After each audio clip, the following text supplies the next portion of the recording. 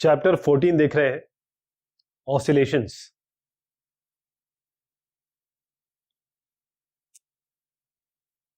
Oscillations के सवाल और जवाब देखेंगे। Which of the following example represent periodic motion? कौन कौन से इसमें पीरियोडिक मोशन है? पीरियोडिक मोशन क्या होते हैं? जो एक सर्टेन पीरियड के बाद अपने आप को रिपीट करते हैं। तो जो स्विमर है, एक रिटर्न ट्रिप, मतलब यहां से गए और वापस चले आए, नदी उन्होंने यहां से यहां तक गए और नदी के दूसरे बैंक से वापस चले आए। तो क्या ये पीरियोडिक मोशन है? ये पीरियोडिक मोशन नहीं, क्योंकि जो मोशन हो रहा है स्विमर का, जो तैराक है यहां से यहां तक जा रहे हैं, लेकिन कोई इसका डेफिनेट पीरियड तो है नहीं। हो सकता है कि यहाँ पर अपस्ट्रीम या डाउनस्ट्रीम हो रहा हो, पानी की धाराएं चेंज हो रही हो, और जो टाइम टेकन है या समय यहां से यहां तक लग रहा है, वो जरूरी नहीं है कि वापसी वाला समय भी वही हो। तो इसको हम इस श्रेणी में नहीं डालेंगे। फिर है freely suspended bar magnet displaced from its north south direction and released. एक बार मैग्नेट लटका हुआ है और उसको हमने डिस्प्लेस किया नॉर्थ साउथ डायरेक्शन और फिर उसको रिलीज कर दिया। अब जो मोशन है इस फ्रीली सस्पेंडेड मैग्नेट का, जो मैग्नेट लटका हुआ है, अगर इसको डिस्प्लेस किया उसके नॉर्थ साउथ डायरेक्शन से और रिलीज कर दिया, तो ये पीरियोडिक होगा। क्यों? क्योंकि ये ऑसिलेट करने लगेगा। ये ऑसिलेट करेगा बकायदा एक अपनी जगह से, क्योंकि इसकी मीन पोजीशन जो है नॉर्थ साउथ से, वो उसको अपने डिस्प्लेस किया तो नॉर्थ साउथ में आने की कोशिश करेगा वो। तो मैग्नेट जो है ऑसिलेट करेगा उसकी पोजीशन के हिसाब से, और उसका टाइम भी डेफिनेट होगा। तो ये आपका, इस बी को हम इस श्रेणी में डालेंगे। ये पीरियोडिक मोशन है। A hydrogen molecule rotating about it centre of mass. एक हाइड्रोजन मॉलिक्यूल है जो अपने सेंटर ऑफ मास के को एक्सिस मान के या पॉइंट मान के रोटेट कर रहा है। The arrow release from a बो, ये भी देखेंगे। जो हाइड्रोजन मॉलिक्यूल की बात हो रही है, तब ये रोटेट कर रहा है जैसे सवाल में दिया गया है कि सेंटर ऑफ मास के अबाउट। अब वो बार बार अपनी पोजीशन पे आएगा, फिर उसके बाद वो दोबारा चेंज होगा, फिर अपनी पोजीशन पे आएगा। तो जो इस तरीके के मोशन होते हैं वही पीरियोडिक मोशन होते हैं। पीरियोडिक मोशन का मतलब ये है कि एक सर्टेन पीरियड पर उसको रिपीट करना चाहिए, जो कि इसमें हो रहा है। अब जैसे तीर कमान है और एक बार कमान से तीर आपने छोड़ दिया, तो यहां से तीर गया, वो आगे जाएगा और कहीं जाके या तो टकराएगा या अपनी एनर्जी लूज करके वो गिर जाएगा। ये वापस तो नहीं चलाएगा ना, तो इसीलिए बैकवर्ड तो नहीं आएगा। ये इसका मतलब ये पीरियोडिक, ये मोशन जो आप देख पा रहे हैं ये पीरियोडिक नहीं है। Which of the following example represent nearly, अब देखिए इसमें नियरली कहा गया है, एसएचएम सिंपल हार्मोनिक मोशन हो, यानी कि पीरियोडिक तो हो ही हो, ऑसिलेशन हो रहा हो, ऑसिलेटरी मोशन हो, पीरियोडिक मोशन हो, और जो रिप्रेजेंट कर अच्छा, हार्मोनिक मोशन मतलब जिसको हम साइन और कॉस के में रिप्रेजेंट कर सके, तीनों चीज होनी चाहिए सिंपल हार्मोनिक मोशन। और जो रिप्रेजेंट करता है पीरियोडिक लेकिन सिंपल हार्मोनिक मोशन ना हो, कौन से ऐसे एग्जाम्पल है जो बहुत नियरली सिंपल हार्मोनिक मोशन हो, और कौन से ऐसे हैं जो पीरियोडिक हो लेकिन सिंपल हार्मोनिक मोशन ना हो, ये ध्यान रखिएगा। तो एक rotation of earth about its axis, earth अपनी धुरी पे, पृथ्वी अपनी धुरी पे घूम रही है। तो इस यहां पर हम एक एक करके बताएंगे कैसे क्या है। जैसे ये एक्सिस पे अपना घूम रहा है, ये एक्सिस है, अर्थ इस तरीके से घूम रहा है, रोटेट कर रहा है, तो अर्थ अपनी पोजीशन पे एक 24 घंटे बाद उसकी कोई ना कोई पोजीशन अगर हम देख ले तो वो 24 घंटे बाद दोबारा आ जाएगी। इसी तरीके से जो पीरियोडिक मोशन की डेफिनेशन है वो इससे ये उसकी पूर्ति करता है। हाँ चलिए, पीरियोडिक मोशन है, लेकिन ये हार्मोनिक मोशन नहीं है। क्यों? क्योंकि अर्थ इस तरीके से घूमता है, वापस इस तरीके से घूमता है, क्या जाता है? क्या इसको हम साइन या कॉस में इस तरीके से रिप्रेजेंट कर सकते हैं? चाहे इसका डिस्प्लेसमेंट टाइम ग्राफ हो, वेलोसिटी टाइम ग्राफ हो, एंगुलर वेलोसिटी टाइम ग्राफ हो, एंगुलर एक्सेलरेशन टाइम ग्राफ हो, हम नहीं रिप्रेजेंट कर सकते। इसलिए ये यहां तक तो ठीक है, पीरियोडिक तक तो ठीक है, लेकिन सिंपल हार्मोनिक नहीं।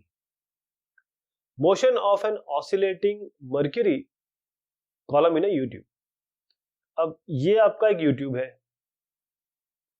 मान लीजिए आपने मर्क्यूरी यहां तक है, आपने इसको थोड़ा सा धक्का दिया, फोर्स अप्लाई किया, तो ये थोड़ा नीचे की तरफ गया, ये थोड़ा ऊपर की तरफ गया और आपने ये फोर्स को हटा दिया, तो ये नीचे आएगा, फिर ये ऊपर उठ जाएगा, तो ये चलता रहेगा। इसका मतलब ये आपका सिंपल हार्मोनिक मोशन है। इसका मैं एक्सप्लेनेशन बताऊंगा आपको और, लेकिन सारे देख लेते हैं पहले। Motion of a body bearing inside a smooth curved ball when release from a point slightly above the lower most point. यानी कि एक यहाँ पर एक बॉल है, बाउल, और यहां पर अपने एक बॉल छोड़ दिया, तो इधर की तरफ जाएगा, फिर वापस आएगा। तो ये आपका सिंपल हार्मोनिक मोशन में आएगा, क्योंकि इसका ग्राफ भी आप साइन और कॉस के इसमें रिप्रेजेंट कर सकते हैं। अब डी को देखें, ये जो जनरल वाइब्रेशन हो रहे हैं पॉली एटॉमिक मॉलिक्यूल में, उनके इक्विलिब्रियम पोजीशन के हिसाब से, तो ये तो पीरियोडिक तो है, लेकिन ये एसएचएम नहीं है।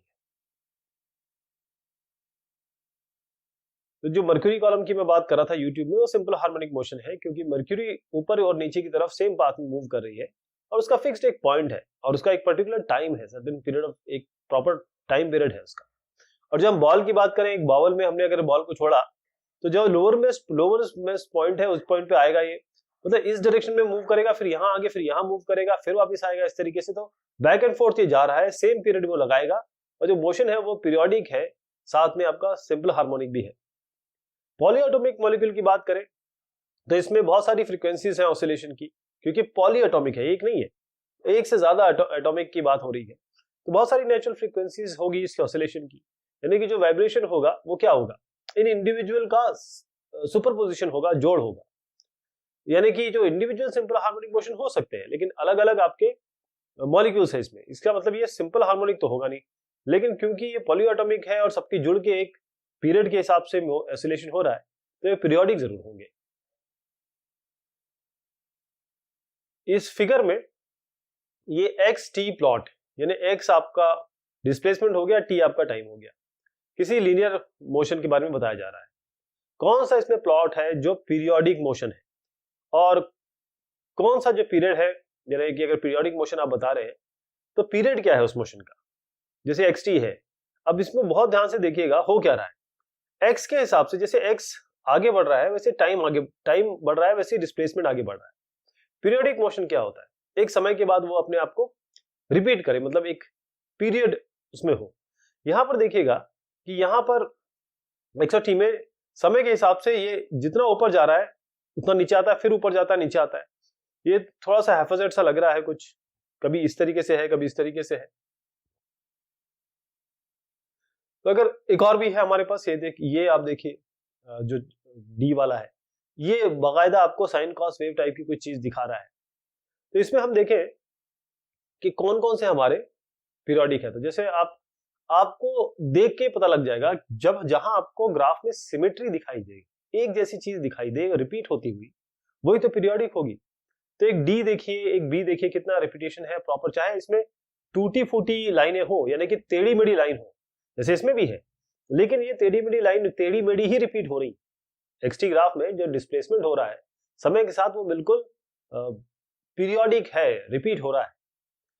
तो पहला वाला तो आपका ये देखिए, ये तो पीरियोडिक मोशन है नहीं, क्योंकि ये तो यूनिडायरेक्शनल मोशन दिखा रहा है, इसमें वापस तो आ नहीं रहे, कोई रिपीटेशन तो हो नहीं रहा है इस मोशन में।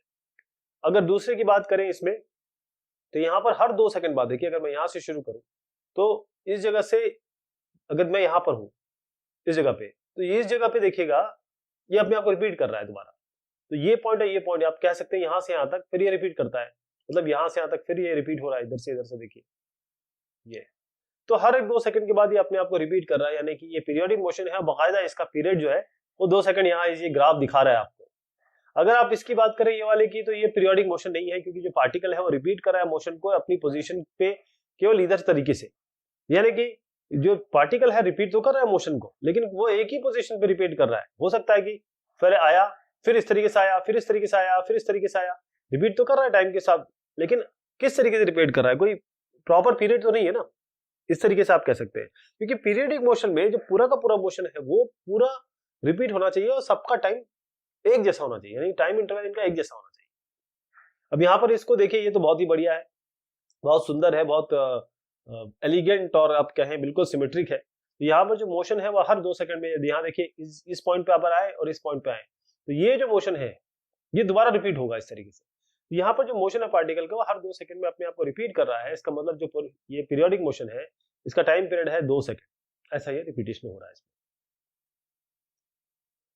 Which of the following function of time represent, अब इसमें आपका ये फंक्शंस है, इसमें आपको बताना है कौन से सिंपल हार्मोनिक है, कौन से पीरियोडिक है, सिंपल हार्मोनिक नहीं है, कौन से नॉन पीरियोडिक है, और अगर आपको पीरियोडिक मोशन दिख जाता है तो आपको पीरियड भी बताना है। ओमेगा आप कोई भी पॉजिटिव कांस्टेंट ले सकते हैं। तो एक एक करके देखते हैं इसमें।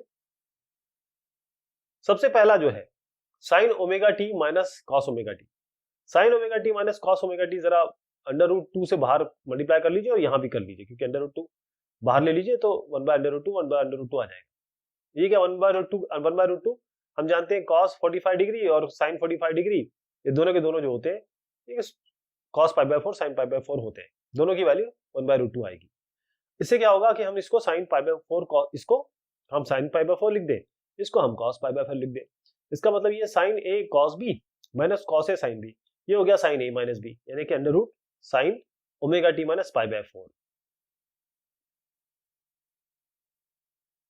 ये जो सिंपल हार्मोनिक मोशन की वैल्यू होती है वो a sin omega T plus phi के हिसाब से रिप्रेजेंट करते हैं।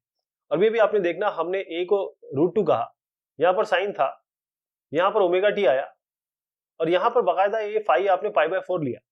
अब देखिए ये चीज यहां हुई है ओमेगा टी माइनस π/4। कहने का तात्पर्य यह है कि ये इसके साथ रिप्रेजेंटेशन देखिए दोनों मैच कर रहे हैं, एक जैसे दिख रहे हैं। और इसका पीरियड क्या हुआ, इसका पीरियड है 2π/ओमेगा, ये जो है हमने यहां से इक्वेट किया ओमेगा। तो ये पीरियोडिक तो दिख रहा है आपको, लेकिन ये सिंपल हार्मोनिक मोशन नहीं, ये सिंपल हार्मोनिक मोशन नहीं है आपका। अब अगला है sine cube omega T. Sine cube को कैसे लिख सकते हैं? साइन क्यूब, आपको साइन क्यूब थीटा का फॉर्मूला पता होना चाहिए, वो है 3 sin ओमेगा टी यानी 3 - sin 3 ओमेगा टी। अब इसमें जो टर्म आप देख पा रहे हैं, एक तो ये sin ओमेगा टी है और यहां पर भी आपके पास sin 3 ओमेगा टी। अगर मैं इसको 3 लिख दूं तो sin ओमेगा टी और sin 3 ओमेगा टी ये अलग अलग तो ये भी और ये भी दोनों के दोनों सिंपल हार्मोनिक मोशन है, एसएचएम है। लेकिन जैसे आपने इन दोनों को जोड़ा यानी कि सुपरपोजिशन किया इनके, तो ये दो सिंपल हार्मोनिक है, पीरियोडिक है, दो अलग अलग सिंपल हार्मोनिक पीरियोडिक है, लेकिन ये कुल मिला के जोड़ेंगे तो सिंपल हार्मोनिक मोशन नहीं। अगला फंक्शन आपका है 2 cos π/4 माइनस 2 ओमेगा टी। अब ये जो इसको हम अगर इक्वेट करें a cos omega T plus five, थोड़ा सा इसको इधर कर दिया, इसको इधर कर दिया, cos minus theta is cos theta, तो इसमें कोई फर्क नहीं पड़ेगा। इसको यहां कर दीजिए, इसको यहां कर दीजिए। इसको केवल इसलिए किया गया है कि इसको हम a cos omega T plus five, यानी कि ये a हो गया, ये cos हो गया, ये आपका ओमेगा टी यानी कि इसके साथ इक्वेट कर सकते हैं, और ये π/4। इसका मतलब कि ये जो फंक्शन है ये सिंपल हार्मोनिक मोशन बता रहा है, और इसको हम इस फॉर्म से इक्वेट कर सकते हैं। जो पीरियड है उसका 2π/2 ओमेगा यानी कि π/ओमेगा आपका है, ये 2π इस यहां से हमने इक्वेट किया इसको। तो ये वाला हो गया आपका। अब एक ये देखिएगा, अगला इक्वेशन जो है हमारा cos omega T plus cos 3 omega T plus cos 5 omega T. इसमें हर एक जो इंडिविजुअल कोसाइन फंक्शन देख रहे हैं 1 2 3, ये सिंपल हार्मोनिक मोशन बता रहे हैं आपको, लेकिन क्योंकि इनको जोड़ दिया गया है, ये सुपर इंपोज हो गए, तो यहां बिल्कुल सेम चीज हम लगाएंगे जो हमने पहले एक और इक्वेशन में लगाई थी, कि ये जोड़ने के बाद पीरियोडिक तो रहे लेकिन सिंपल हार्मोनिक मोशन ही रहे। फिर आपके पास ये है EXP यानी कि एक्सपोनेंट और minus omega square T square, ये आपका एक्सपोनेंशियल फंक्शन है, और एक्सपोनेंशियल फंक्शन अपने आप को रिपीट नहीं करते, इसका मतलब ये नॉन पीरियोडिक मोशन है। और ये जो चीज है 1 + omega T plus omega square T square, ये तो नॉन पीरियोडिक है, तो क्लियर दिख रहा है। A particle is in linear simple harmonic motion between 2 points A और B। A और B के बीच में एक पार्टिकल सिंपल हार्मोनिक मोशन में है, लीनियर सिंपल हार्मोनिक मोशन है, एसएचएम में है, 10 सेंटीमीटर अपार्ट है A और B।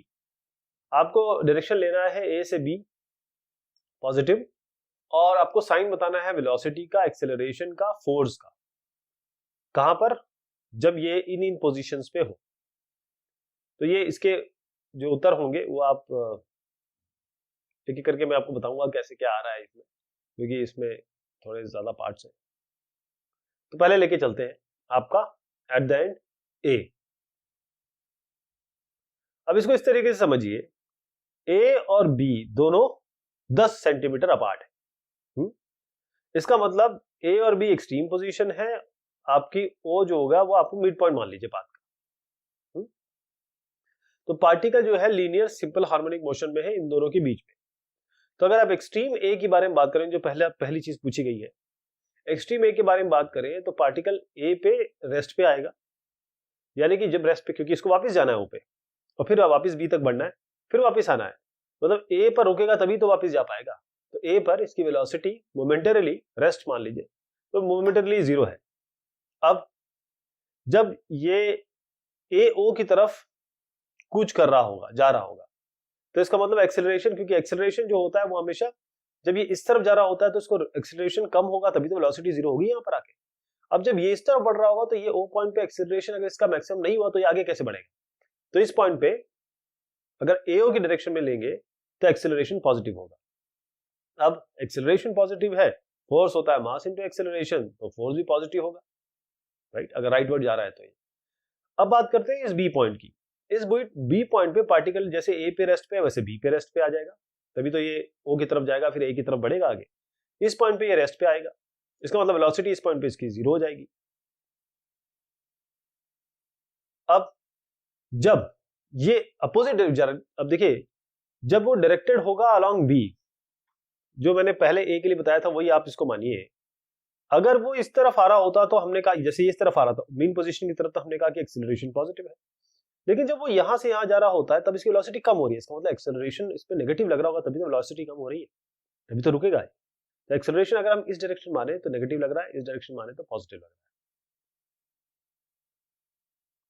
अब फोर्स, क्योंकि फोर्स होता है आपका मास इनटू एक्सेलरेशन, ये इस यहां नेगेटिव एक्सेलरेशन है तो फोर्स भी नेगेटिव हो जाएगा। अब अगली कंडीशन देखिएगा, सी। सी पे क्या है? हमने ये दो चीजें देख ली, जब ये पॉइंट ए पे है, पॉइंट बी पे है। अब सी है eight the mid point of A be going towards a. D है 2 सेंटीमीटर, मतलब इसमें अगर मैं कहूं इस तरीके से, मैं यहां बना के दिखा देता हूं ताकि हम जब एक्सप्लेनेशन देखें तो आपको आसानी रहे कि हम क्या कर क्या रहे हैं। At the mid point of A B यहां पर हो और ये ए की तरफ जा रहा हो, पहला ये वाला हो गया। उसके बाद एट 2 सेंटीमीटर फ्रॉम बी, मतलब ये बी पे हो, फ्रॉम बी, बी से 2 सेंटीमीटर, मतलब बी से यहां तक 2 सेंटीमीटर हो, गोइंग टुवर्ड्स है। अब ये ए की तरफ जा रहा, मतलब यहां से यहां तक आया, बी की तरफ, यहां इस तरफ जा रहा हूं।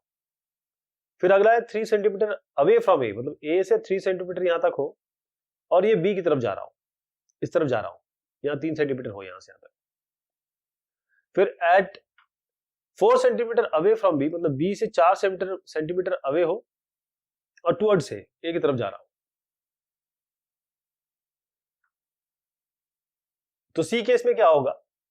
जो पार्टिकल है वो सिंपल हार्मोनिक मोशन में चल रहा है, वो हमने कहा इसकी मीन पोजीशन है पार्टिकल की। इसकी वेलोसिटी मीन पोजीशन पे क्या होगी? मैक्सिमम होगी। जैसे हमने कहा ए और बी एक्सट्रीम पोजीशन पे 0 होती है, 0 पॉइंट, ये ओ पॉइंट पे सबसे मैक्सिमम होगी। तो जो वैल्यू होगी, जो संख्या होगी वेलोसिटी की, वो नेगेटिव होगी, क्योंकि ये पार्टिकल डायरेक्टेड कहां है? इस तरफ जा रहा है, क्योंकि यहां पर मैक्सिमम है, यहां पर ये 0 होने वाली है। इसका मतलब यहां से यहां तक जब जाएगा तो वेलोसिटी इसकी नेगेटिव होनी चाहिए, तभी तो लेफ्ट वर्ड, अगर लेफ्ट की तरफ जा रहा है तभी तो ये रुक जाएगा, यहां जाके कम होगी वेलोसिटी तभी तो रुकेगा। और जो एक्सेलरेशन है और जो फोर्स है, अगर मीन पोजीशन की बात करें, इस पोजीशन मीन पोजीशन पे, तो एक्सेलरेशन 0 है और एक्सेलरेशन 0 है तो F equal to ma, force क्या होगा? वो भी 0 हो जाएगा मीन पोजीशन पे। यहां पर जो पार्टिकल है वो मूव कर रहा है टुवर्ड पॉइंट ओ, इस पॉइंट के टुवर्ड्स जा रहा है और बी पॉइंट से जा रहा है, और 2 सेंटीमीटर पे क्या होगा? तो जो डायरेक्शन है मोशन की वो हमारे कन्वेंशनल डायरेक्शन से अपोजिट है, मतलब इस डायरेक्शन में, मतलब ए टू बी, हमारा कन्वेंशनल डायरेक्शन क्या होता है? ए टू बी। तो यहां पर जो पार्टिकल की वेलोसिटी है, एक्सेलरेशन है, फोर्स है, ये सारे के सारे नेगेटिव है, क्योंकि कन्वेंशनल डायरेक्शन हम यहां से यहां तक मानते हैं। या ये भी कहिए कि जब हम ये जब इधर से इधर जा रहा है, ओ तक जा रहा है और इस पॉइंट पे है ये, तो वेलोसिटी इस पॉइंट पे तो 0 जाती है, यहाँ मैक्सिमम है, इसका मतलब यहाँ से वेलोसिटी आपकी बढ़ रही है, वेलोसिटी बढ़ रही है, और एक्सेलरेशन इस पॉइंट पे, इस जगह पे एक्सेलरेशन आपका 0 होगा, यहाँ मैक्सिमम होगा, तो इस पॉइंट पे कहीं 0 या मैक्सिमम के बीच में होगा। ऐसी फोर्स हम एक्सेलरेशन से नोट कर लेंगे। लेकिन कन्वेंशनली, ट्रेडिशनली हमारा डायरेक्शन ये होता है, क्योंकि ये इस तरफ जा रहा है तो तीनों चीजें नेगेटिव हो जाएगी, बस ये समझिएगा। कन्वेंशनली मतलब ट्रेडिशनली जो हम मानते हैं, क्योंकि सवाल में भी दिया हुआ है कि आपको इस डायरेक्शन में इसको पॉजिटिव मानना है। यहां की बात करें तो अब ये देखिए ए है, ए से ये इस डायरेक्शन में जा रहा है। अब जैसे हमने कहा कन्वेंशनल सवाल में भी दिया हुआ है कि आप इस डायरेक्शन को पॉजिटिव एक्स एक्सिस मानिए, तो जो वेलोसिटी हो, चाहे एक्सेलरेशन हो या फोर्स हो, सारे इस डायरेक्शन में पॉजिटिव होंगे। जैसे कि हमने इसके पहले वाले में बताया कि अगर इस डायरेक्शन में करेंगे तो तीनों नेगेटिव हो जाएंगे। और इसी तरीके से अगर आप पिछला देखें, क्योंकि ये बिल्कुल सेम है, चाहे आप 2 सेंटीमीटर की बात करें चाहे 4 सेंटीमीटर की बात करें, जा तो इसी तरफ रहा है। कन्वेंशनल हमारा ये, हम इस जगह इस डायरेक्शन में सबको पॉजिटिव मानते हैं, तो इसलिए इस डायरेक्शन में सबको नेगेटिव मानेंगे। ये बिल्कुल डी की तरह है। Which of the following relationship between the acceleration a and displacement x, इनमें कुछ ऐसे, इसमें अलग अलग पार्ट्स दिए हुए, आपको बताना है कि इनमें जो एक्सेलरेशन और x के बीच में रिलेशनशिप दी हुई है, कौन सा ऐसा है जो सिंपल हार्मोनिक मोशन दिखा रहा है। तो देखिए, जो मोशन सिंपल हार्मोनिक मोशन होता है, वो उसके लिए लॉ है F equal to minus k x. F को अगर हम एम ए मान ले, एम इंटू ए, ये होगा माइनस के एक्स। तो ए कैसे आएगा, minus k x bye M, जो आप यहां भी देख पा रहे हैं, ए है minus k x bye M. इसमें जो फोर्स है इस जगह पे देखिए, ये फोर्स है एम पे, मतलब किसी मास पे, जो कि कांस्टेंट है, और एक्स आपका डिस्प्लेसमेंट है, ए आपका एक्सेलरेशन है। अब ए एक्सेलरेशन है, के तो कांस्टेंट होता है। अब इन सारी इक्वेशन में केवल ये जो आप इक्वेशन देख पा रहे हैं, ये वाली ए इक्वल टू माइनस 10x, ये यहां पर अगर मैं इसको a बाय एक्स को कर दूं माइनस 10 या 10 जो भी वैल्यू हो, ये वाली जो इक्वेशन है, ये थोड़ी सी इसके साथ, हमारे इन इक्वेशन के साथ मैच कर रही है। ओके, ये इसके साथ थोड़ी मैच कर रही है। तो आप ये कह सकते हैं कि क्योंकि माइनस संख्या, अगर आप कहें ए क्यों नहीं हो रही है साहब, ए के बारे में बताइए, ए को क्यों छोड़ रहे हैं आप, तो क्योंकि सी में ये माइनस का भी संख्या इन्वॉल्व है और ये इसके साथ मैच कर रही है, तो ये हम इसको एसएचएम कहेंगे। जो मोशन है पार्टिकल का, एसएचएम जो कर रहा है, उसको हमने डिस्क्राइब किया है कि हमारे पास डिस्प्लेसमेंट इक्वेशन है, एक्स टी, यानी कि एक्स है फंक्शन टी का, और ये टी यहां पर है a cos omega T plus 5। Initial position पे जब टी इक्वल टू 0 है, जो पोजीशन है पार्टिकल की, वो 1 सेंटीमीटर है, और जो इनिशियल वेलोसिटी है वो ओमेगा सेंटीमीटर पर सेकंड है। इसके एम्पलीट्यूड क्या है, इनिशियल फेज एंगल क्या है, जो एंगुलर फ्रीक्वेंसी है इस पार्टिकल की, वो आपको पाई दी हुई है। यदि हम इस कोसाइन फंक्शन की जगह हम साइन फंक्शन यूज करें, यानी कि B sine omega T plus 5, इस ए को बी कर दें, कॉस की जगह साइन कर दें, तो एम्पलीट्यूड और इनिशियल फेज क्या होगा पार्टिकल का इन कंडीशन में। अब इस सवाल के लिए आपको साइन और कॉस फंक्शन के बारे में जानकारी होनी चाहिए कि साइन 0 इक्वल टू 0 होता है और कॉस 0 इक्वल टू 1 होता है। यानी ओरिजिन पॉइंट पे साइन 0 इक्वल टू 0, यानी कि वहां पर ओरिजिन पे जारी होगी जो ग्राफ है, ओरिजिन से पास हो रहा होगा। लेकिन दूसरे केस में कॉस 0 1 होता है, तो 0 या ओरिजिन पे आपका कॉस मैक्सिमम होगा, जो मैक्सिमम वैल्यू होती है 1 और -1 होती है। तो इनिशियली जैसे सवाल में दिया हुआ है, टाइम 0 है, डिस्प्लेसमेंट 1 सेंटीमीटर है, इनिशियल वेलोसिटी इन्होंने कहा है कि ओमेगा है आपके पास, एंगुलर वेलोसिटी भी बाकायदा दी हुई है ओमेगा, ये भी हमारे पास है। अब हमको बताया गया है कि xt, ये xt equal to A cos omega T plus 5, x कितना है 1, इसकी जगह 1 रख दीजिए, ए आपका एम्पलीट्यूड है, कॉस टी आपका 0 है, तो ओमेगा टी को 0 रख दीजिए, 5 ऐसे रहने दीजिए, तो 1 कितना हो गया, ए कॉस 5, ए कॉस 5 मतलब 1 हो गया। अब v जो होता है dx बाई dt होता है, यानी कि आपके पास जो a cos ओमेगा t है, उसको आपको डिफरेंशिएट करना पड़ेगा। तो डिफरेंशिएट करेंगे, जब एक बार डिफरेंशिएट करेंगे a cos ओमेगा t को, तो cos का माइनस साइन होता है, वो कर लेंगे, साथ में ओमेगा बाहर आ जाएगा, क्योंकि अंदर वाले का फिर डिफरेंशिएशन करते हैं, तो ओमेगा आ गया आपका इस तरीके से माइनस, और ये dx बाई dt है, यानी कि आप यहां पर एंगुलर वेलोसिटी रखेंगे। अब a omega sine A omega sine omega T plus five. अब टी इक्वल टू 0 रख दीजिए, जो जो संख्या है हमारे पास थी वो रख दीजिएगा। यहाँ पर ओमेगा आपको 1 दिया हुआ, ये भी रख देंगे। तो 1 equal to minus a sine five आ गया। तो ये दूसरी इक्वेशन बन गई। पहली इक्वेशन क्या थी, ये दूसरी इक्वेशन बनी है। पहले हमारे पास इक्वेशन थी ए कॉस फाइव इक्वल टू 1। तो ए इसके साथ मैं यहाँ पर अगर लिख दूं, ये दूसरी इक्वेशन है, और ए कॉस फाइव इक्वल टू 1 ये आपको पहली इक्वेशन मिली। इसको स्क्वायर करिए, इसको स्क्वायर करिए, दोनों को जोड़ दीजिए, इसको स्क्वायर करिए, इसको स्क्वायर करिए, दोनों को जोड़ दीजिए, एक को बाएं हाथ पे, एक को दाएं हाथ पे। तो a square sine square 5 plus cos square 5, इस जगह पे 1 स्क्वायर प्लस 1 स्क्वायर यानी कि 2, यानी कि ए स्क्वायर, ये sine square plus cos square हो जाएगा 1। तो ए स्क्वायर हो गया बराबर 2, ए हो जाएगा √2। तो ये आपका एम्पलीट्यूड आ गया। अब अगर मैं इस और इस इक्वेशन को डिवाइड करूं तो आपका क्या आएगा, tan phi equal to -1। tan phi equal to -1 है, इसका मतलब phi क्या होना चाहिए, या 3 पाई बाय 4, 7 पाई बाय 4, जहां जहां -1 आता है, tan थीटा जहां जहां -1 आता है वहां पर आप देखेंगे कि कौन सी वैल्यू आ रही है। ओके, तो 3 पाई बाय 4 है, 7 पाई बाय 4 है, ये सारे ऑड मल्टीपल ऑफ 5 बाय 4 चलेंगे। 5 पाई बाय 4 नहीं आएगा इसमें, ऑड नहीं, ऑड गलत कह गया, ऑड मल्टीपल नहीं, 3 पाई बाय 4 7 पाई बाय 4 आएगा इसमें। अब सिंपल हार्मोनिक मोशन, अगले इसमें सवाल के दूसरे पार्ट में x दिया आपको b sin omega t plus 5। बिल्कुल सेम वही काम करेंगे, x की जगह 1 रखेंगे, यहाँ पर t की जगह अपना 0 रखेंगे, b sin phi equal to 1 आएगा। दूसरी बार हम क्या करेंगे, इसको डिफरेंशिएट कर लेंगे, या आप ये भी कर सकते, डिफरेंशिएट करेंगे तो आपके पास ये इक्वेशन आ गई, साइन का कॉस डिफरेंशिएशन हो जाएगा। अब ये जो वैल्यूज है इनको आप सब्स्टिट्यूट कर सकते हैं, जो हमारे पास है वो हम रख सकते हैं पाई को इस तरीके से। तो b sin phi आपका आ गया equal to 1, b sin phi sin alpha आपका 1 और b sin अल्फा आपका 1, ये जो आपकी दोनों इक्वेशन आ गई है, cos अल्फा sin अल्फा। तो b sin अल्फा, ये इसको मैं यहां से काट देता हूं, b sin अल्फा 1 आ गया, और आपके पास b यहां पर देखिएगा,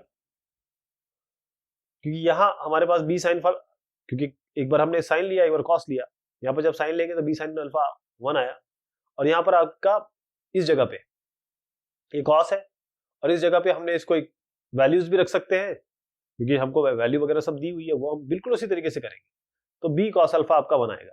तो एक बार हमारा b, ये b cos अल्फा है, तो एक बार b cos अल्फा आ जाएगा, एक बार b sin अल्फा आ जाएगा, दोनों को स्क्वायर कर लीजिए, दोनों को जोड़ लीजिए, तो आपका b स्क्वायर आ जाएगा, ये 1 हो जाएगा, ये 2 है, b आपका √2 आएगा।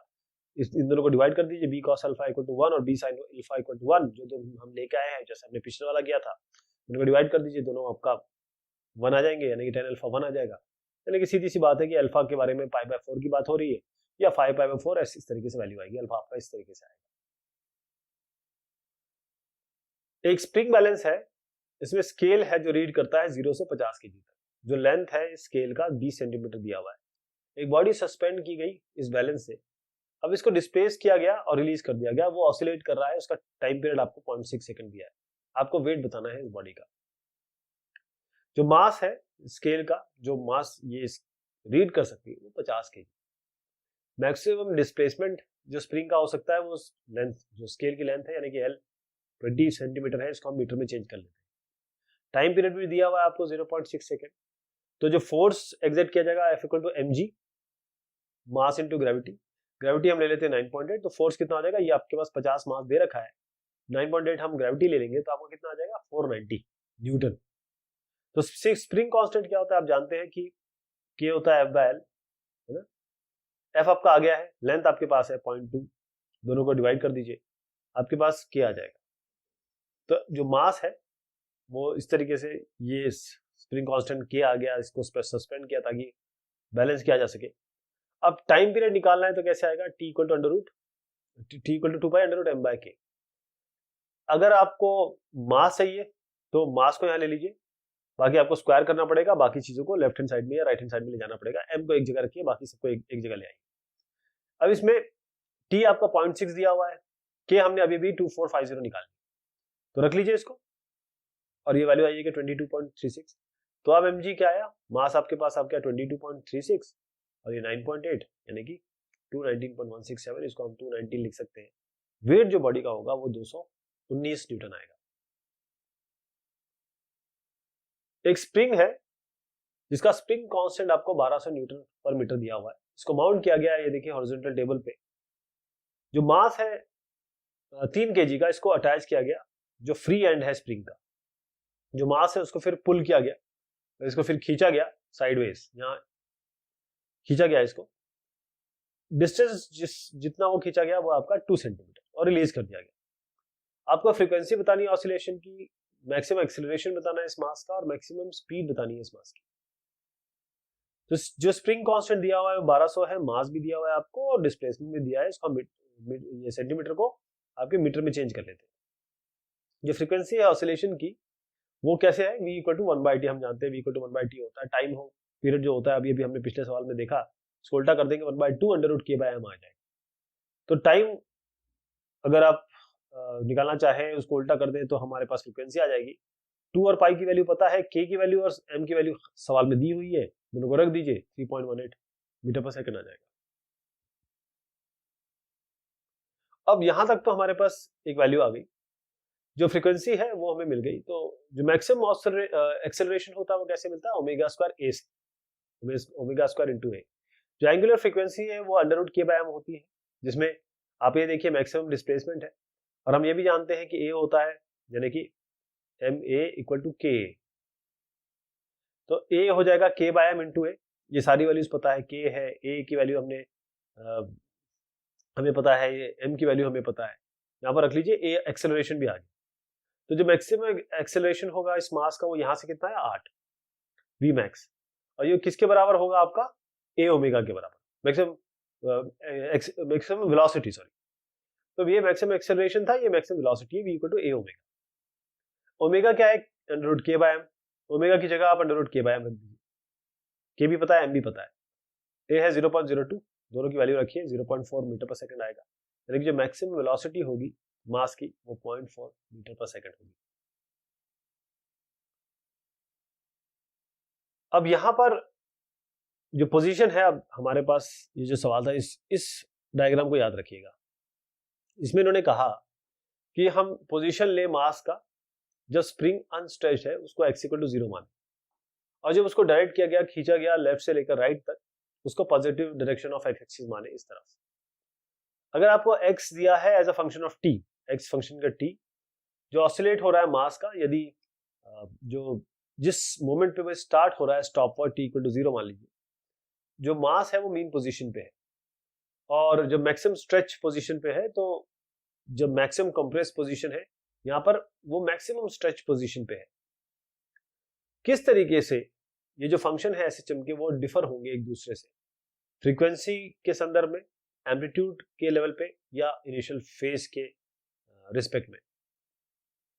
तो अभी उसका उत्तर कुछ इस तरीके से आ रहा है आपका, जो फंक्शन है इनकी सेम फ्रीक्वेंसी है, एम्पलीट्यूड, लेकिन इनका जो इनिशियल फेज है वो अलग है, जो डिस्टेंस ट्रेवल किया गया मास का साइडवेज वो आपका एम्पलीट्यूड 2.0 सेंटीमीटर। अब इसको ये आया कैसे, इसको हम देखते हैं। देखिए आपको ये इसके लिए जो पिछला सवाल है वो आपको बहुत क्लियर होना चाहिए ताकि हम आगे बढ़े। यहाँ पर k दिया हुआ है आपका 1200 न्यूटन पर मीटर, मास दिया हुआ है, जो एंगुलर फ्रीक्वेंसी है ऑसिलेशन की वो ओमेगा है √k/m, k रख दीजिए, m रख दीजिए आपका √400, यानी कि 20 रेडियन पर सेकंड आ जाएगा। अब जब मास मीन पोजीशन पे है, इनिशियल फेज इसका 0 है, यानी कि ये मैं आपको बताता हूं अभी डिस्प्लेसमेंट क्या होगा। देखिए हम xt ऐसे लेते हैं, a sin omega t plus five, initially ये 0 है, मीन पोजीशन पे है, और xt को हम x लिख रहे हैं, तो a sin ओमेगा t ये हो गया है। a आपको पता है 2 है, साइन ओमेगा आपने निकाल लिया वो 20 है, तो 2 sin 20 t हो गया।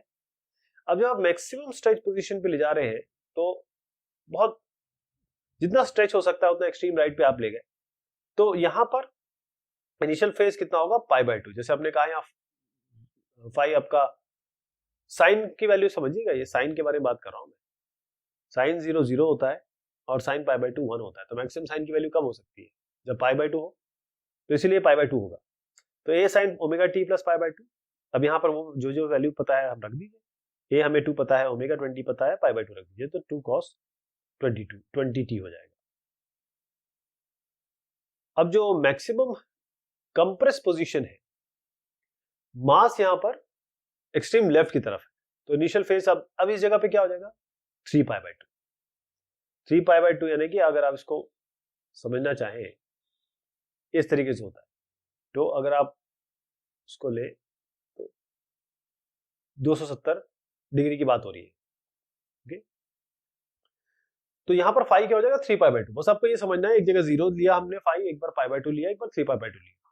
अब यहां पर वैल्यूज रख दीजिए, ए है, ओमेगा पता है 3π/2 और 20t ओमेगा, इसको लिख सकते हैं पाई प्लस π/2, इसको लिख सकते हैं पाई प्लस π/2, और साइन पाई प्लस थीटा क्या होता है माइनस साइन थीटा, तो माइनस हो जाएगा, अंदर π/2 है तो पिछले की तरह आपकी वैल्यू आप रख लीजिए, जो पिछला वाला हमने अभी भी लिया था π/2, ये वाला, इसके लिए हमने π/2 रखा था ना यहाँ पर, तो उससे ये वैल्यू आई थी हमारी, तो -2 cos 20t हो गया। जो फंक्शन है जिनकी सेम फ्रीक्वेंसी है, यानी कि 20/20 पाई, आप यहां से कभी भी निकाल सकते हैं, आपके पास ये है, एम्पलीट्यूड 2 सेंटीमीटर है, लेकिन इनके फेजेस अलग अलग है, एक बार 0 है, एक π/2 है, एक बार 3π/2 है। ये फिगर 14.29 में आपके पास दो सर्कुलर मोशंस है, जो रेडियस है सर्कल का, जो पीरियड है रेवोल्यूशन का, और जो इनिशियल पोजीशन है और सेंस रेवोल्यूशन, चाहे वो क्लॉकवाइज हो चाहे वो एंटी क्लॉकवाइज हो, वो सब यहां पर दिया हुआ है। आपको सिंपल हार्मोनिक मोशन इसका निकालना है, एक्स प्रोजेक्शन रेडियस वेक्टर का जो रिवॉल्विंग पी है, यानी पार्टिकल पी, हर एक केस में, मतलब ये दो केसेस दिए, दोनों में निकालना है। तो क्या क्या चीजें दी हुई है, रेडियस दिया हुआ है आपको, देखिए रेडियस यहाँ पर है आपके पास, पीरियड ऑफ रेवोल्यूशन दिया हुआ है, यानी कि टी दिया हुआ है आपको, ये टी दिया हुआ है, इनिशियल पोजीशन दी हुई है कि भाई कहाँ से शुरुआत हो रही है, यहाँ से शुरुआत हो रही है, यहाँ से शुरुआत हो रही है। इसके अलावा क्लॉकवाइज है या एंटी क्लॉकवाइज है, वो आप इस डायरेक्शन से देख पा रहे हैं, एरो के डायरेक्शन से। तो टाइम पीरियड 2 सेकेंड है, एम्पलीट्यूड ए 3 है, और जब हम टाइम 0 की बात करें तो जो रेडियस वेक्टर है वो तकरीबन π/2 एंगल बना रहा है पॉजिटिव एक्स एक्सिस से, और जो फेज एंगल है π/2 है। तो जो इक्वेशन है सिंपल हार्मोनिक मोशन की, वो कुछ इस तरीके से बताई जाएगी, x = a cos 2πt/T + phi, ये a cos ओमेगा t से ही आई है, ओमेगा आपका होता है, ओमेगा t है a cos omega t + phi, omega होता है आपका 2πf या 2π फ्रीक्वेंसी, अगर मैं 2πf लिखूं और t तो है ही, फिर 2πf फ्रीक्वेंसी की जगह 1/t, ये चीज यहां से आई है +5, और phi जो है शुरुआत में π/2 है, तो π/2 इसकी जगह रख दीजिए। अब cos π/2 + थीटा क्या होता है आपको पता होना चाहिए, ये माइनस साइन थीटा हो गया, 2/2 कैंसिल हो गया इसमें, तो आपके पास -3 sin πt आया। अगले इसमें टाइम आपको 4 सेकंड दिया हुआ है, एम्पलीट्यूड आपको 2 दिया हुआ है, तो टाइम t = 0 पे ओपी कितना एंगल बना रहा है सेकंड केस में, वो आपका पाई बना रहा है। यहां से अगर हम शुरुआत करें तो यहाँ पर ये पाई एंगल बना रहा है, यहाँ पर तो आपका पाई, जो हमने जो ये π/2 लिया, और यहाँ पर हम पाई लेंगे इस जगह पे। अब ये एंटी क्लॉकवाइज डायरेक्शन में है, यानी कि फेस एंगल आपका +π रहेगा, एंटी क्लॉकवाइज डायरेक्शन में है, इस डायरेक्शन में। क्लॉकवाइज ऐसा होता है, क्लॉकवाइज जैसे क्लॉक चलती है ना, वैसा होता है।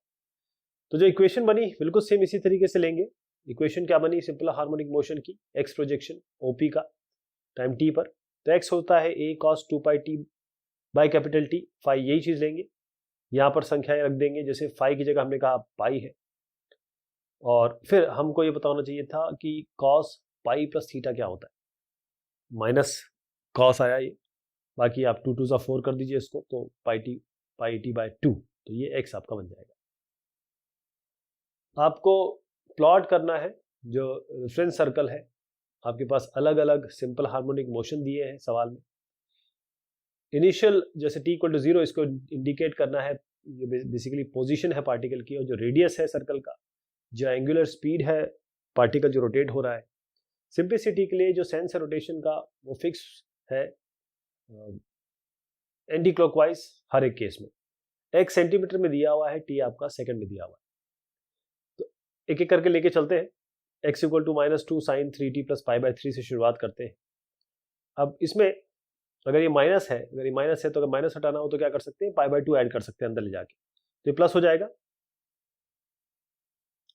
पाई बाय 2 हमने इसलिए जोड़ा है क्योंकि हम ये माइनस साइन को हटाना चाहते हैं, और क्योंकि माइनस जैसी हटेगा अंदर अगर हम पाई बाय 2 करते हैं तो वो कॉस में तब्दील हो जाएगा, तो कॉस ये रहेगा प्लस पाई बाय 2 आ जाएगा और साइन चेंज हो जाएगा, साइन का कॉस बन जाएगा। अब पाई बाय 3 को पाई बाय 2 से जोड़ दीजिए, ये 5 पाई बाय 6 आएगा, तो 2 cos 3t plus 5 pi by 6।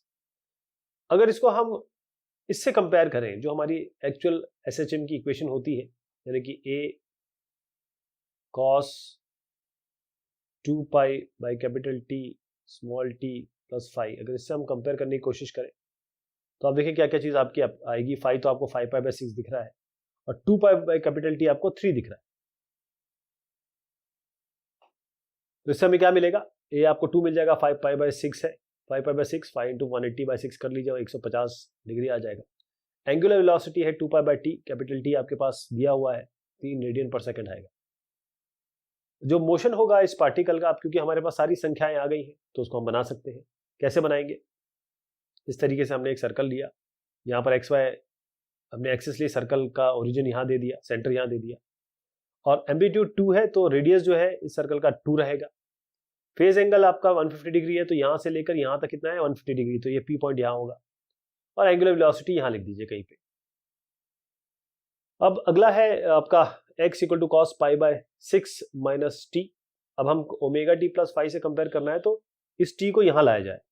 इसके लिए कोई दिक्कत नहीं होगी क्योंकि यहाँ पर कॉस में कोई तब्दीली नहीं होती, पाई बाय 6 को इधर ले आइए, इधर ले आइए, cos minus theta equal to cos is equal to plus cos theta ही होता है, तो ये हो जाएगा cos T minus pi by 6। हमने बस इसको यहाँ लिया, लाया, इसको यहाँ ले गए। अब इसको हम फिर से कंपेयर करेंगे a cos 2 pi by capital T small t plus 5 से। 5 आपके पास ये आ रहा है, बल्कि माइनस पाई बाय 6 है। ऐसे 2 पाई बाई t को आप 1 से कंपेयर कर लीजिए, 2 पाई बाई कैपिटल T को 1 से कंपेयर कर लीजिए क्योंकि यहाँ पर 1 है।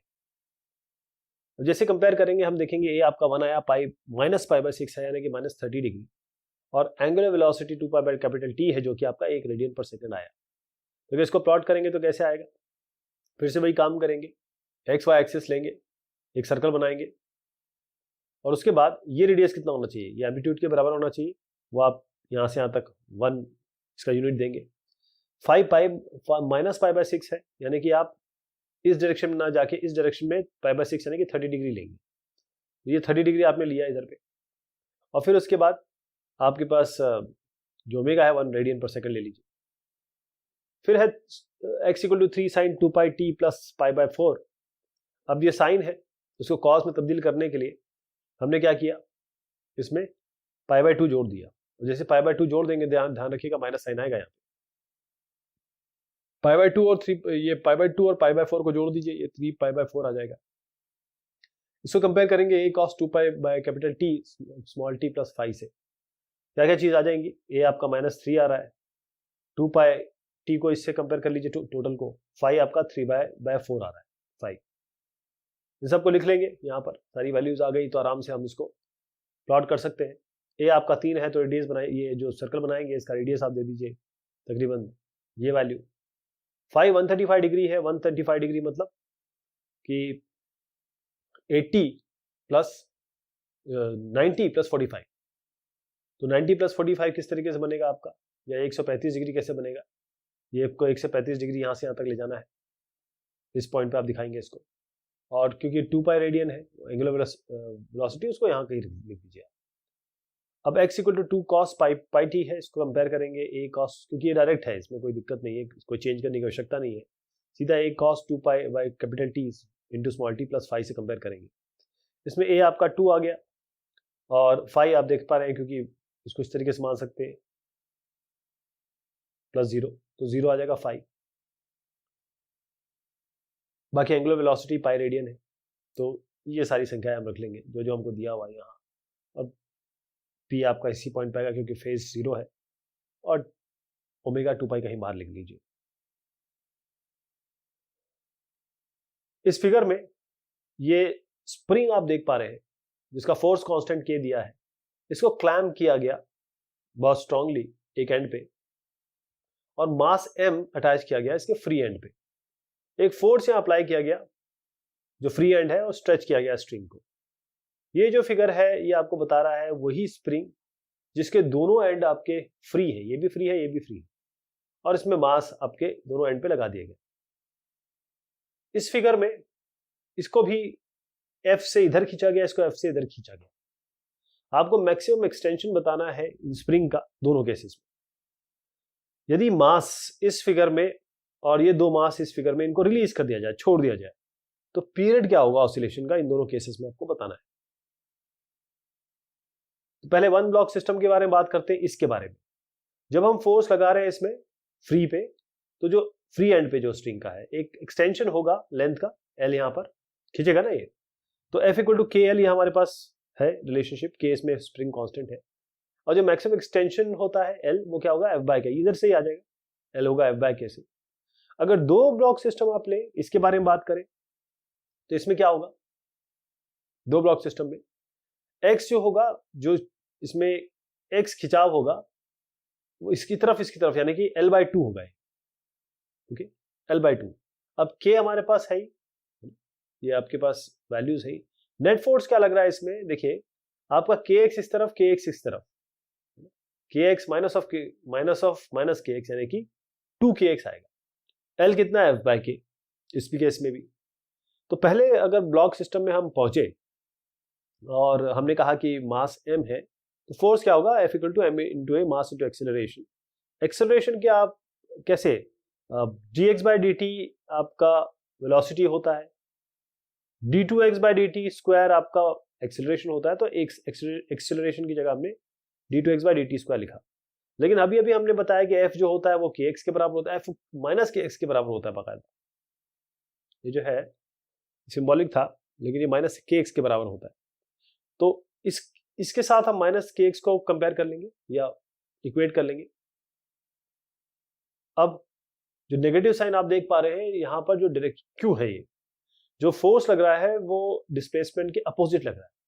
तो d2x बाय dt स्क्वायर को थोड़ा सा और देखते हैं, माइनस k बाय m, हमने के इसको वैल्यू रख दी, minus k by m x, यानी माइनस ओमेगा स्क्वायर x, जो हमने यहाँ पर इसको इक्वेट किया minus k by x, minus k x है, तो इसको हमने वैल्यू डाली और माइनस ओमेगा स्क्वायर एक्स के बराबर आ गया। यानी कि ओमेगा स्क्वायर हमने क्यों किया, ओमेगा स्क्वायर क्यों लिखा, omega square k by m होता है, तो ओमेगा स्क्वायर आपका के बाय एम है, omega under root k by M होती है। ये सारी चीजें हमने थ्योरी में देख रखी है। ओमेगा इसमें एंगुलर फ्रीक्वेंसी होता है ऑसिलेशन का, तो टाइम पीरियड क्या आएगा, 2 पाई बाय ओमेगा। अब 2 पाई बाय ओमेगा, ओमेगा हम कह रहे हैं कि omega square omega square k by m होता है, तो ओमेगा आ जाएगा under root k by m, उसको थोड़ा ऊपर ले जाते हैं, 2 pi m under root m by k, ये भी हमें विदित है, ये हम जानते हैं कि यही वैल्यू होती है, ये हम थ्योरी में देख चुके हैं। दो ब्लॉक सिस्टम की बात करें तो यहाँ पर भी वही काम करेंगे, F equal to m d two x by d t square. बस जो दायां हाथ होगा यहाँ पर आप माइनस 2 के एक्स करेंगे, के एक्स नहीं करेंगे केवल, क्योंकि यहाँ पर के एक्स माइनस, मतलब ये के एक्स लगेगा, ये के एक्स लगेगा, ये k x minus of minus k x, इसलिए 2 के एक्स आया, और minus F equal to minus k x होता है, ये तो यहाँ पर माइनस 2 के एक्स आएगा। नेगेटिव साइन भी यहाँ बता रहा है कि डायरेक्शन है इलास्टिक फोर्स की वो अपोजिट है डायरेक्शन ऑफ डिस्प्लेसमेंट की। अब यहाँ पर m जरा नीचे ले आइए, यहाँ पर भी हमने ये किया था, आपको याद होगा, यहाँ जो m था हम उसको नीचे ले आए थे, तभी हमने k बाय m को ओमेगा स्क्वायर कहा था। इसी तरीके से हम यहाँ ले आए, ये 2k बाय m आ गया। अब ये आपका ओमेगा स्क्वायर x से इसको इक्वेट करिए, क्योंकि यही चीज जो होती है ये omega square minus omega square के बराबर होती है, तो यानी कि ये संख्या ओमेगा स्क्वायर के बराबर है, तो ओमेगा कितना आ गया, under root 2k by m, तो t कितना आ गया, 2 pi by omega, 2 pi omega इस केस में ये है, तो m बाय अंडर 2 के अंडर रूट में आएगा, ये टाइम पीरियड बनेगा इसका। पोजीशन सिलेंडर हेड की, किसी लोकोमोटिव की बात हो रही है, इसका स्ट्रोक जो कि एम्पलीट्यूड के डबल है 1.0 मीटर है। यदि पिस्टन मूव कर रहा है सिंपल हार्मोनिक मोशन में, उसका एंगुलर फ्रीक्वेंसी आपको 200 रेडियन पर मिनट दी हुई है, आपको इसकी मैक्सिमम स्पीड निकालनी है। तो एंगुलर फ्रीक्वेंसी आपको दी हुई है, स्ट्रोक आपको 1 मीटर दिया हुआ है, इन्होंने बताया है कि ट्वाइस द एम्पलीट्यूड है, तो इसका मतलब 1.0 को डिवाइड कर दीजिए 2 से, तो 0.5 मीटर आएगा। जो मैक्सिमम स्पीड है पिस्टल की वो ए ओमेगा होती है, एम्पलीट्यूड इनटू ओमेगा, दोनों ही वैल्यू आपके पास से मल्टीप्लाई कर लीजिए, ये वैल्यू आएगी। जो एक्सेलरेशन ड्यू टू ग्रेविटी है मून पे वो 1.7 मीटर पर सेकेंड स्क्वायर है। आपको बताना है टाइम पीरियड सिंपल पेंडुलम का मून के सरफेस पे यदि टाइम पीरियड अर्थ पे 3.5 सेकंड होता है, जी जो ग्रेविटी सरफेस ऑफ अर्थ पे वो 9.8 मीटर पर सेकंड स्क्वायर है, तो acceleration due to gravity g dash ये आपको बताई गई है, जी आपको पता है, मतलब मून पे जी डैश है 1.7, अर्थ पे आपके है 9.8। टाइम पीरियड जो सिंपल पेंडुलम का है अर्थ पे वो है t इक्वल टू 3.5 सेकंड, वो भी दिया हुआ है। अब t equal to 2 pi under root l by g होता है, जिसमें l आपका लेंथ ऑफ पेंडुलम। तो अगर हमको l निकालना हो तो हम क्या करेंगे, l को रखेंगे एक जगह, बाकी सब दाएं हाथ पे ले आएंगे। तो t हमारे पास पता है, ये पाई की वैल्यू पता भी है, g भी पता है, तो लेंथ हमने निकाल लिया। अब यही काम क्या करेंगे, मून पे फॉर्मूला तो सेम ही रहेगा, t dash equal to 2 pi under root l by g. अब मून सरफेस पे यही काम करेंगे, क्या करेंगे, l आपको पता चल चुका है, अब ये चीज आपको l पता चल चुकी है, इस l को 2 pi under root l by g, ये पूरा का पूरा l हो गया, यहां से सीधा उठा के रख लिया, l बाई जी, ग्रेविटी 1.7 पता है, इसको सॉल्व करेंगे 8.4 सेकंड आ जाएगा, यानी कि टाइम पीरियड सिंपल पेंडुलम का मून के सरफेस पे 8.4 सेकंड होगा। आपको इनके उत्तर देने हैं। Time period of a particle in SHM depends on the force constant k and mass m of the particle. आपको t equal to 2 pi under root m by k दिया हुआ है। एक सिंपल पेंडुलम एग्जीक्यूट करता है SHM approximately. अगर ऐसा है तो टाइम पीरियड जो पेंडुलम का है वो इंडिपेंडेंट क्यों होता है, या why then is the time period of a pendulum independent of the mass of the pendulum. तो टाइम पीरियड मास से इंडिपेंडेंट कैसे हो गया। एक और चीज है इसमें, the motion of simple pendulum is approximately simple harmonic for small angle oscillation. अगर बहुत कम एंगल ऑफ ऑसिलेशन है तो जो सिंपल पेंडुलम का मोशन है वो तकरीबन बराबर होता है सिंपल हार्मोनिक के बराबर। अगर एंगल अगर ऑसिलेशन के एंगल बढ़ गए तो अगर और देखेंगे तो t थोड़ा सा यहां इससे बड़ा हो जाएगा, 2 pi under root l by g से, उसके बराबर नहीं रहेगा। तो इसके लिए तो जरा एक क्वालिटेटिव आर्ग्यूमेंट बताइए कि ये क्यों होगा। एक और इसमें है कि एक साहब है जिनकी घड़ी रिस्ट वॉच वो गिर जाती है टावर के ऊपर से, क्या ये वॉच घड़ी करेक्ट टाइम देगी जब ये फ्री फॉल हो रही होगी, मतलब ऊपर से नीचे गिर रही होगी। एक और है, what is the frequency of oscillation of a simple pendulum. Simple pendulum की ऑसिलेशन की फ्रीक्वेंसी आपको बताना है, वो किसी कैबिन पे है जो ग्रेविटी में फ्री फॉल कर रही है, ऊपर से नीचे गिर रही है। तो एक एक करके देखते हैं। सबसे पहली जो चीज सवाल था उसमें यह है कि टाइम पीरियड सिंपल पेंडुलम का t equal to 2 pi under root m by k होता है। तो अगर सिंपल पेंडुलम की बात करें तो जो k है वो हम एक्सप्रेस करते हैं मास के टर्म में, यानी k directly proportional to m है। तो m बाई k आपका कांस्टेंट होता है, m बाई k जो वैल्यू आप देख पा रहे हैं ये कांस्टेंट है। तो इस कारण से जो टाइम पीरियड है सिंपल पेंडुलम का वो मास से इंडिपेंडेंट हो जाता है। अगर सिंपल पेंडुलम की बात करें तो जो रिस्टोरिंग फोर्स काम कर रहा है बॉब पे वो क्या है, वो है F equal to minus m g sine theta. इसमें F रिस्टोरिंग फोर्स है, M मास है, G ग्रेविटी है, और ये थीटा आप जो देख रहे हैं ये एंगल डिस्प्लेसमेंट है। तो अगर ये दूसरे के वाले के बारे में बता रहा हूं मैं आपको, तो अगर इसमें थीटा आ गया ना, तो अगर थीटा छोटा है तो साइन थीटा को आप थीटा के बराबर मान सकते हैं। अगर थीटा लार्ज है तो आप देखिए कि साइन थीटा, जितना थीटा बड़ा होगा उतना साइन थीटा बड़ा होगा। तो इससे क्या होगा कि जो इफेक्टिव ये जो डिस्कशन है वो आपको समझ में आ जाएगा कि क्योंकि डिक्रीज हो रही है आपकी वैल्यू। देखिए फिर से मैं बताता हूँ, एक सिंपल पेंडुलम जिसमें आपने कहा कि ये जो वैल्यू आ रही है हमने इसको थीटा से रिलेट किया, मोशन है छोटे एंगल के लिए, और बड़े एंगल होगा तो इसका मतलब ये है for larger angle of oscillation theta अगर बड़ा है और मोर इन्वॉल्व एनालिसिस की टी ग्रेटर हो जाता है 2 pi under root l by g. तो इसका सीधा मतलब ये है कि मैंने आपसे बताया जो कि एम जी साइन थीटा में जो थीटा है वो अगर छोटा है तब क्या होगा, आप इक्वेट करते हैं थीटा से, साइन थीटा बड़ा है तब आपकी चीजें चेंज हो जाएगी, इसलिए इसका डिस्कशन ये है। अगले का अगर हम देखें तो जो ग्रेविटी है, अगर जी को देखें जो टाइम पीरियड बनेगा वो कैसा होगा, T equal to 2 pi under root l by g. G थोड़ा इसमें कम होगा, लेंथ अगर एल है सिंपल पेंडुलम का, वो कुछ इस तरीके से आप इसको समझ सकते हैं। जो टाइम पीरियड है, घड़ी के बारे में बात कर रहे हैं, अगर एक साहब है उनकी घड़ी गिर गई और अगर ऊपर से नीचे आ रही है, तो the time shown by the wrist watch of a man falling from the top of a tower is not affected by the fall. तो घड़ी नीचे गिर रही है तो क्या इस डिपेंडेंट होगी या फिर कुछ अलग टाइम देगी? क्योंकि रिस्ट वॉच जो होता है वो सिंपल पेंडुलम के हिसाब से नहीं काम कर रही होती, उसके अंदर की जो मैकेनिज्म है, मैकेनिकल या इलेक्ट्रॉनिक है तो इलेक्ट्रोमैकेनिकल जो चीज है वो अलग है, उसका ग्रेविटी से कोई लेना देना नहीं है। उसके अंदर तो स्प्रिंग वगैरह लगे हुए हैं, तो उनका एक्शन स्प्रिंग पे डिपेंड करता है, ना कि ग्रेविटी पे। पेंडुलम नहीं है ना वो। और दूसरा जो पेंडुलम का सवाल पूछा गया, ऊपर से नीचे गिर रहा है, तो जब सिंपल पेंडुलम है, वो किसी कैबिन में है और वो नीचे की तरफ गिर रहा है ग्रेविटी में, तो एक्सेलरेशन उसका जीरो होगा। एक्सेलरेशन उसका जीरो होगा क्योंकि फ्री फॉल है। तो जो फ्रीक्वेंसी होगा ऑसिलेशन का इस पेंडुलम की अगर बात करें तो वो जीरो हो जाएगी। एक सिंपल पेंडुलम जिसकी लेंथ L है, इसका मास M है, इसको कार से लटकाया गया, कार में मतलब सस्पेंडेड इन अ कार के अंदर लटकाया गया। अब ये कार मूव कर रही है, घूम रही है एक सर्कुलर ट्रैक पे जिसका रेडियस R है, यूनिफॉर्म स्पीड आपकी v दी हुई है। यदि जो पेंडुलम है ये छोटे ऑसिलेशन कर रहा है रेडियल डायरेक्शन में उसकी इक्विलिब्रियम पोजीशन से, तो इस समय आपको इसका टाइम पीरियड बताना है।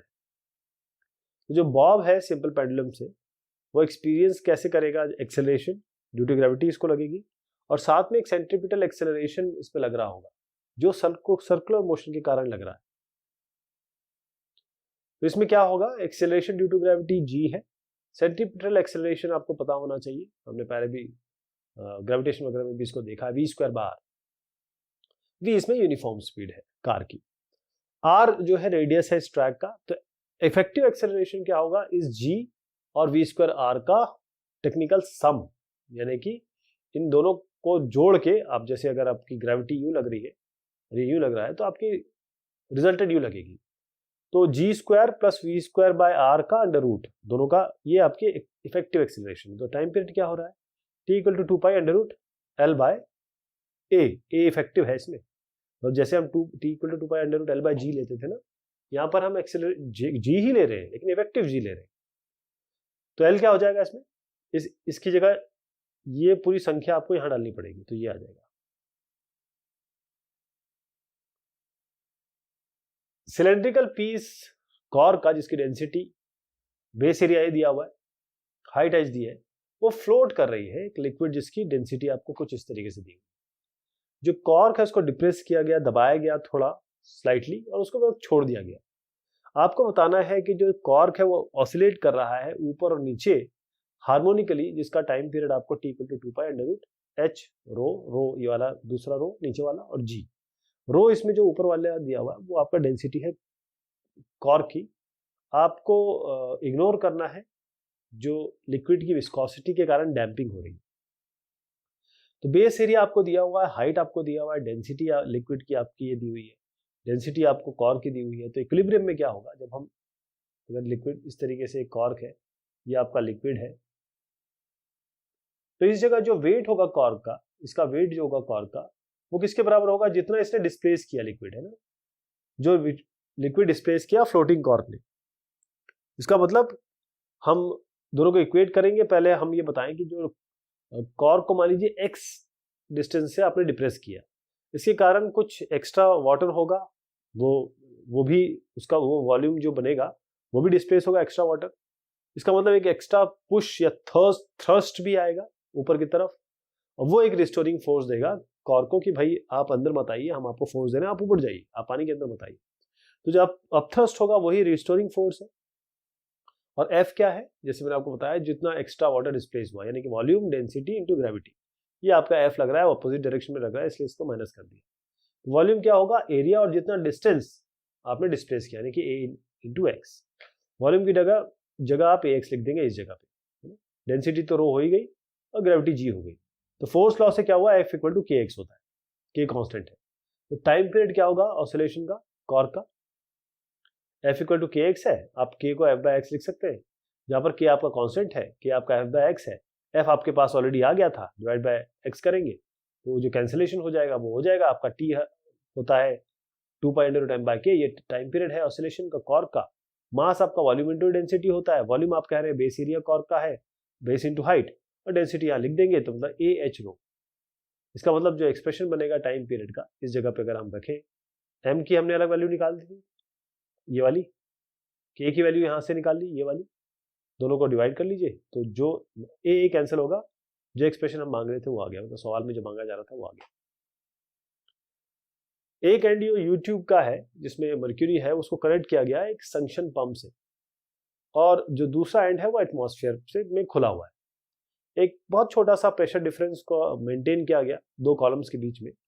आपको बताना है कि जब ये सक्शन पंप को रिमूव किया गया तो जो कॉलम है मर्क्यूरी का इस यूट्यूब में, वो सिंपल हार्मोनिक मोशन कर रहा है। तो एरिया जो क्रॉस सेक्शन का है यूट्यूब में ए ले लेते हैं, डेंसिटी रो ले लेते हैं, ग्रेविटी जी ले लेते हैं। तो रिस्टोरिंग फोर्स इसमें क्या लग रहा है, रिस्टोरिंग फोर्स जितना वेट मर्क्यूरी कॉलम का, मतलब जिस हाइट तक ये लगेगा उसका वही आपका एफ हो जाएगा, जितना वेट है मर्क्यूरी कॉलम का किसी हाइट के लिए। तो एफ क्या है, आप एफ जानते हैं, ये आपका एम इंटू ए होता है, माइनस में आएगा, रिस्टोरिंग फोर्स है। एम है आपका मास होता है वॉल्यूम इंटू डेंसिटी, और जी तो है ही है एम इंटू जी, क्योंकि यहाँ पर ए है ग्रेविटी। वॉल्यूम आप कह रहे हैं ए इंटू, मतलब एरिया आपने लिया, और आपका ये 2h इसकी हाइट हो गई, क्योंकि दो जगह यूट्यूब है, तो h और h दो लेंगे आप तो 2h आएगा। डेंसिटी आप लेंगे तो रो, ग्रेविटी जी, तो यानी कि तकरीबन इतना आ गया। अब ये किसके बराबर है, f equal to minus k x भी होता है, यही चीज माइनस के एक्स के बराबर भी होती है, या माइनस के इंटू एक्स। एक्स क्या है इसमें, डिस्प्लेसमेंट किसी एक आर्म का, यानी कि किसी एक आर्म का h लेंगे। 2h क्यों लिया, क्योंकि 2h हाइट है मर्क्यूरी में दोनों आर्म में।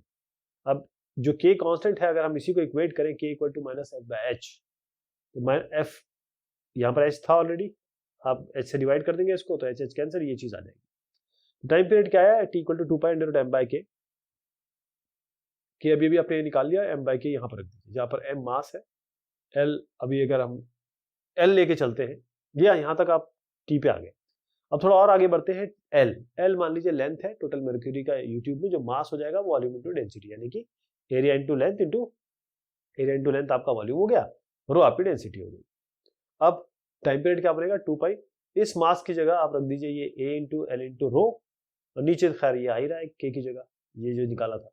अब इसे जो कैंसिल आउट हो सकता है कैंसिल कर दीजिए, ये रो को रो से कैंसिल कर दीजिए, a को a से कर दीजिए, तो 2 pi under root l by ji.